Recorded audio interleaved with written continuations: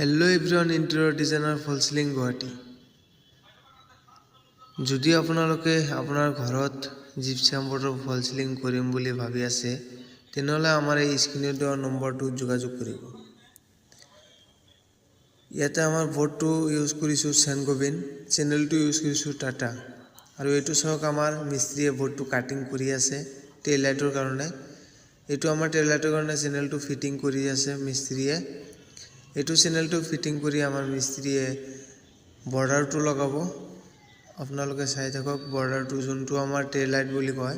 টেল লাইটৰ কাৰণে এটা বৰ্ডাৰ হয় আমাৰ 2.5 ইঞ্চি নাইবা 3 ইঞ্চি কে। এইটো আমাৰ বৰ্ডাৰটো এনেকুৱা হ'ব। যদি আপোনালোকে কৰিম বুলি কৈ আছে তেনেহলে বহুত কম খৰচত আপোনাৰ ঘৰত জিপসাম বৰ্ডৰ ফল সিলিং কৰিব পাৰিব। আৰু এইটো চাওক আমাৰ বৰ্ডাৰ লগা কমপ্লিট হৈ গ'ল। এইটো আমাৰ মিস্ত্ৰীয়ে পিওপি মাৰি আছে, জইন বিলাক মাৰি আছে। এইটো চাওক আমাৰ পুৰা কমপ্লিট হৈ গ'ল সিলিং।